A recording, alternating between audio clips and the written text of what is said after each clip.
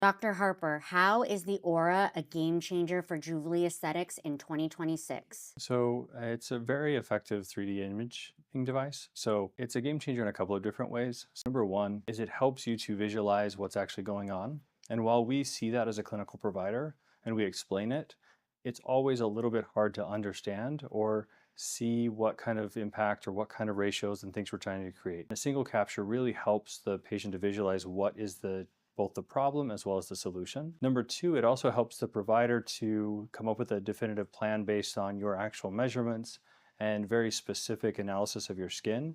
So the more accurate the provider is, the more you understand the procedure, the better it's going to be. I also think that it's very impactful for a snapshot in time to capture progress. Anything we do, we want to prove it. So we don't want to do anything that doesn't make a big difference. And everybody's a little bit different. Just because you're using the skincare of your friend doesn't mean that it's actually the skincare for you. When you get a picture of your skin and you get 3D analysis, then you can compare that to the future and find out, is this helping me, yes or no? If it's not helping me to accomplish my goals, then I should stop and reevaluate.